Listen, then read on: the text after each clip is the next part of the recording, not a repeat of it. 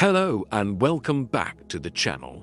Today, we're tackling a topic that affects every single one of us: food security. Now, what does that actually mean? It's not just about having food on the shelves. The UN defines it by 4 pillars: availability, so the food is physically there; access, meaning you can afford it and get to it; utilization, which is about getting the right nutrition from the food you eat; and finally, stability, ensuring this access over the long term. Let's rewind to 2022. Sri Lanka was in the grips of a severe crisis. An astonishing 6.3 million people were facing food insecurity. To put that in perspective, that's nearly a third of our population.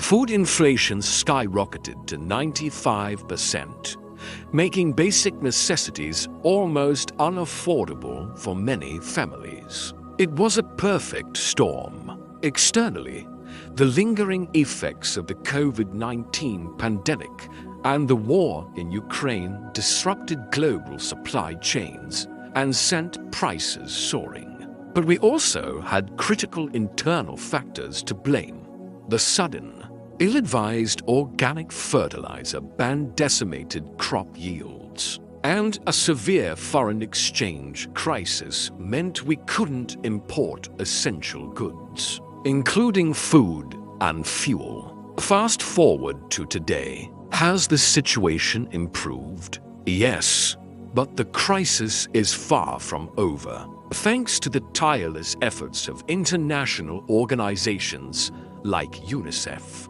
and aid from donor countries, along with government mitigation measures, we've seen some relief. But let's be clear, the urgency remains.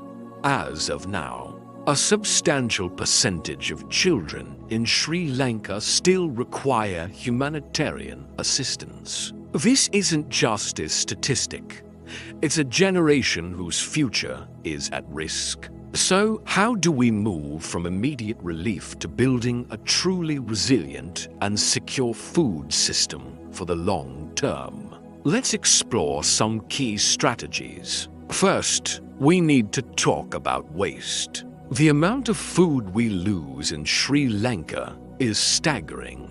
It happens at every stage. Pre-harvest, we see significant crop damage from animals. Post-harvest, a huge portion is lost during poor handling, storage, and transportation.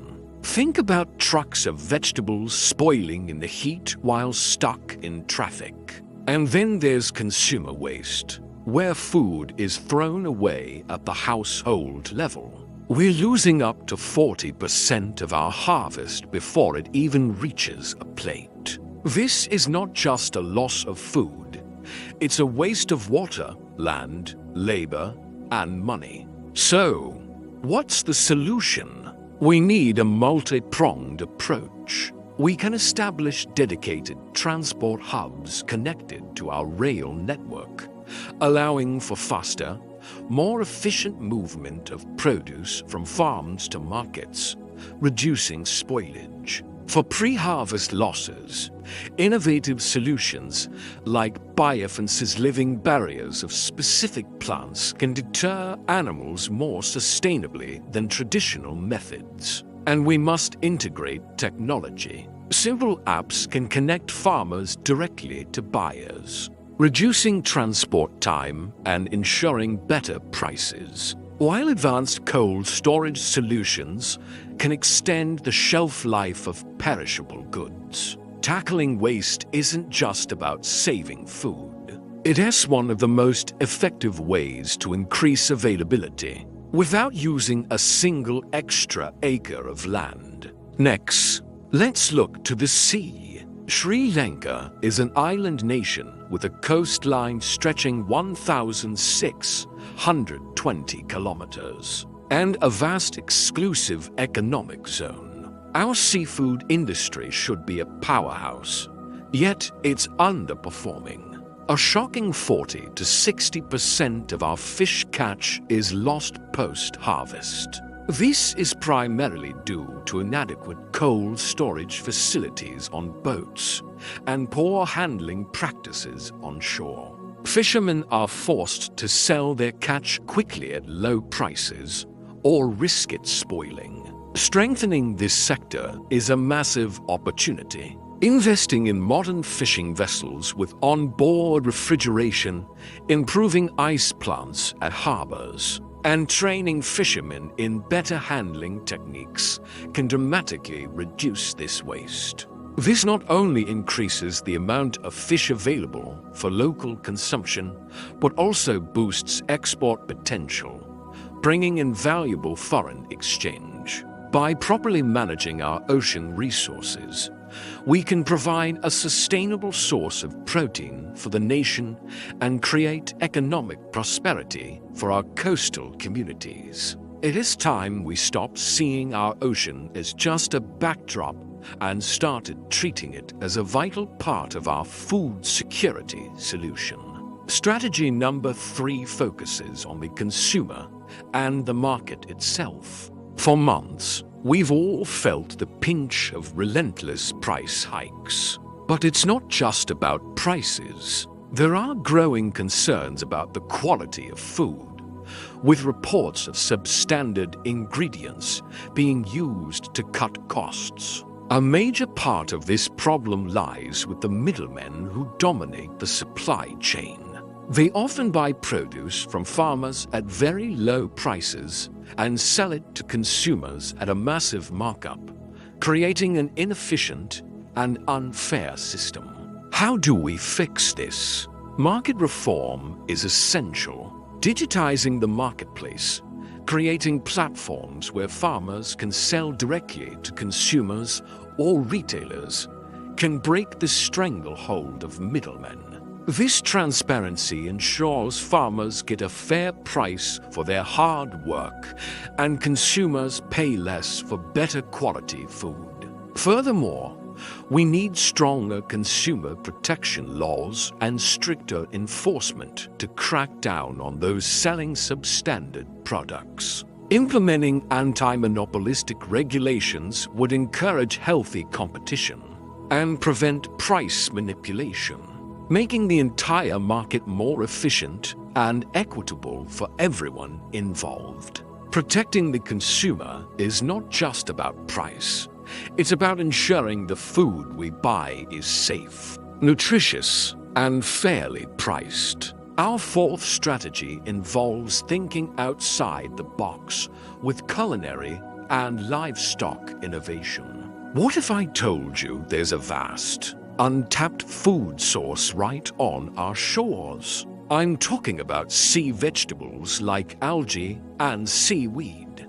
These are incredibly nutritious, easy to cultivate, and can be grown without using fresh water or land to most strained resources. Countries across Asia have integrated seaweed into their diets for centuries. By investing in research and development, we can introduce these new food sources to the Sri Lankan palate and create a whole new industry. At the same time, we need to reform our livestock sector.